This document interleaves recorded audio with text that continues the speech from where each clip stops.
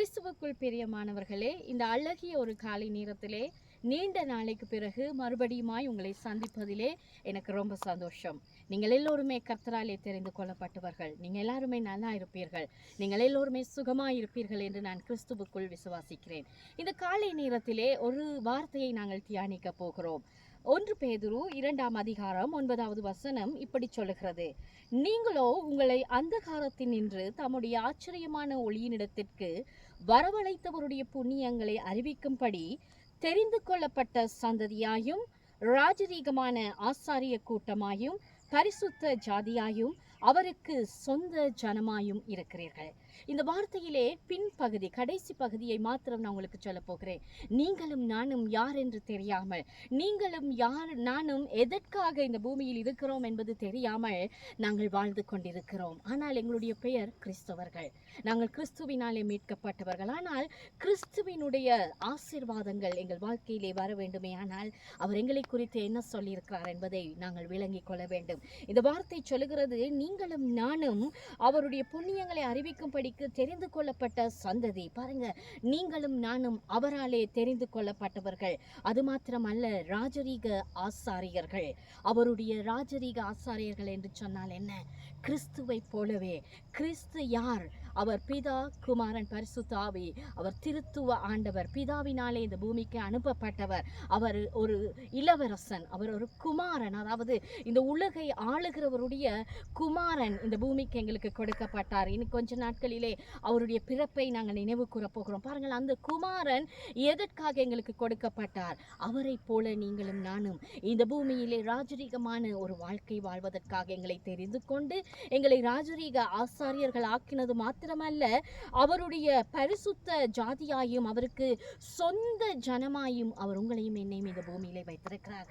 இந்த காலை நேரத்திலே நீங்களும் நானும் யார் என்பதை முதலாவது புரிந்து கொள்வோமே. ஆனால் நீங்களும் நானும் சாதாரணமாக கிறிஸ்தவர்கள் அல்ல. கிறிஸ்துவினாலே மறுபடியும் பிறந்தவர்கள், அவருடைய சொந்த பிள்ளைகள், அவருடைய பரிசுத்த ஜாதி, அவருக்கென்று பிரித்தெடுக்கப்பட்டதான ராஜரீக ஆசாரியர்கள். எனவே இந்த வார்த்தையை நாங்கள் தியானிப்போமே, ஆனால் இந்த வார்த்தையை எங்கள் வாயினாலே திரும்ப திரும்ப நாங்கள் பேசுவோமே, ஆனால் அதை நீங்கள் உங்கள் வாழ்க்கையிலே அனுபவிக்கலாம். நான் ராஜரீக ஆசாரியன், நான் கர்த்தராலே தெரிந்து கொள்ளப்பட்டவன், நான் அவருடைய பரிசுத்த ஜாதி, நான் அவருடைய சொந்த பிள்ளை என்று நீங்க சொல்ல சொல்ல சொல்ல அந்த ஆசீர்வாதங்கள் உங்கள் வாழ்க்கையிலே உண்டாகும்.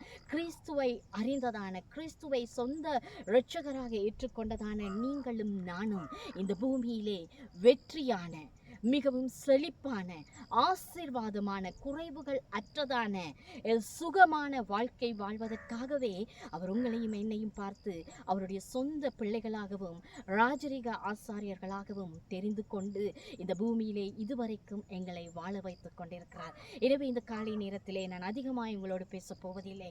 இந்த காலை நேரத்திலே உங்கள் உள்ளத்திலே நீங்கள் யோசித்து பாருங்க, நாங்கள் அதை திரும்ப திரும்ப பேசுகிறோமா? நாங்கள் ஏதோ சாதாரணமாக இந்த உலகத்தில் உள்ள ஜனங்களை போல சம்பாதிக்கிறோம், வேலை செய்கிறோம், தொழில் செய்கிறோம், ஊழியம் செய்கிறோம், வாழ்கிறோம்.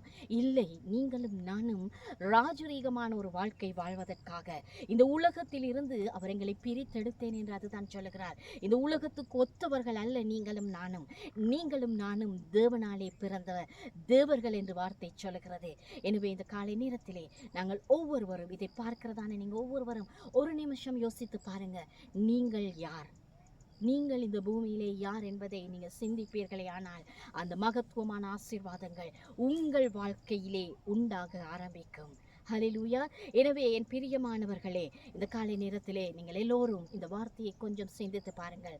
நீங்களும் நானும் யார் என்பதை உணர்ந்தோமே ஆனாலே, நீங்களும் நானும் யார் என்பதை நாங்கள் புரிந்து கொண்டோமே ஆனாலே அந்த ஆசீர்வாதங்கள் எங்கள் வாழ்க்கையில் வரும். சாதாரணமாக இந்த உலகத்தில் பாருங்க, எங்களுடைய இனிஷியலை நாங்கள் எவ்வளவு பெருமையாக சொல்லுவோம். எங்களுடைய அப்பாவோட பெயரோடு சேர்த்து நாங்கள் அதை முத்திரையோடு நாங்கள் சொல்லுவோம்.